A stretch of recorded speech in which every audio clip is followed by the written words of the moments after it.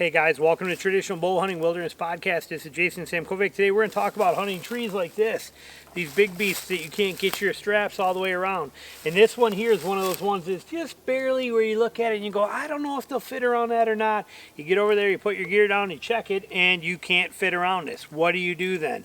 There are some solutions. I hunt a lot of these trees. As a traditional bow hunter, I have to be in the right spot. So that means that if this tree is in the right spot, I'm thinking, okay, well, if I just go to that pine tree back there that's 10 yards away, I'll be better because I can get up there.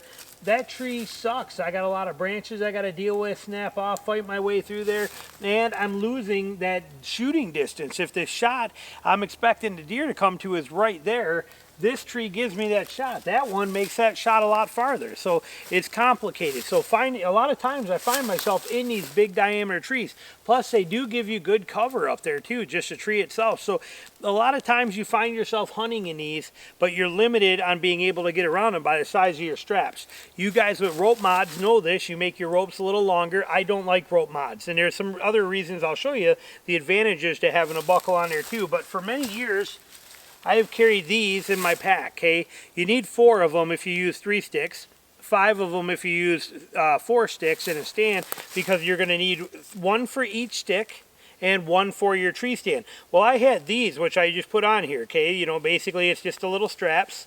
They're individuals. They're pieces of webbing that I took and I tied a knot into them, and I could put these on the end of my thing and expand them and extend those so that they could reach around here. Again, I carried 4 of them. You know, I have 4 of them set here, and I would just basically loop one through like this so that it was tied off, and I would fold these up and put them in there. But it's a little bigger, a little bulkier, and it's got a little bit of weight to it, and they're not as safe as some of the stuff out there today. So I found these, which I have them in 12s, and I also just ordered them in longer. I'll put links to them below, but these are 23 kilonewton rope slings for rock climbing. Okay, these things are amazing, and look at how little and compact they are. This is actually the same length as my loops that I made. These are same exact length of loop here that I have, 12 inches, and you know, that's what I was making them as. So I bought these as 12s. They work really good, but I do want a couple. I'm going to order a couple more in longer lengths, but you carry 4 of these with you, and they fold up to nothing, and they take up so little space in your pack, and they weigh absolutely nothing. So these are a fantastic thing, and climbing rated, and 23 kilonewton, 5,000 pound braking strength on these things. So they're built well. So how do you use this? So you come to the tree here. As you get here, first thing you're going to try is you're going to try and swing that around. Now here's one of the reasons that I love having buckles on there too. People put the buckles on this end and leave the loose end of the strap out there, that air end. So they want it where they can throw this loose end around a tree. I don't like that. I want this end, my buckle end on the end, for some weight out there. And I notice I use yak grips on there. I've done videos on this. I'll put links to below. But that yak grip cover, dead silent, okay? No noise anywhere I hit that. Doesn't matter what end, where, there's no noise that comes out of that buckle because of that yak grip that's on there. So these things are fantastic. But I like having my buckle, making a lot of noise over there, Riley. But I like having that buckle on the end for weight throwing it around. So if I come to this tree and I'm about to set my first stick, make sure you're in frame here so we can see. Normally I'd be putting it up here as high as I can, but we're gonna keep it here for right now in frame.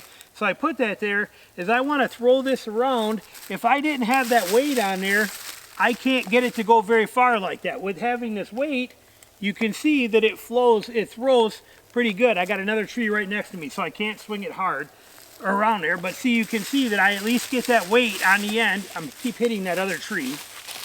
Come on. But you can see how hard this would be to do without any weight on there. There we go. So you have that, I got that set there, but see how I'm coming up short? I'm not gonna make it.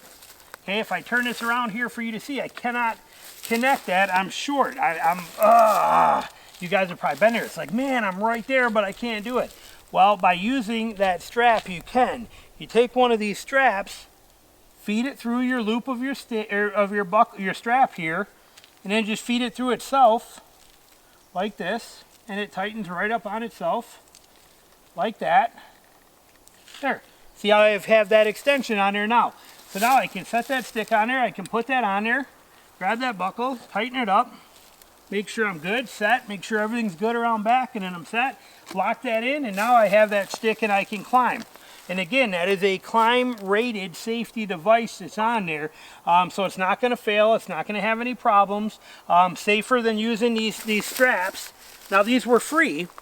And they worked. They had some sponginess to them. You know, you could feel that stretch a little bit on them when you were on them, but they did work.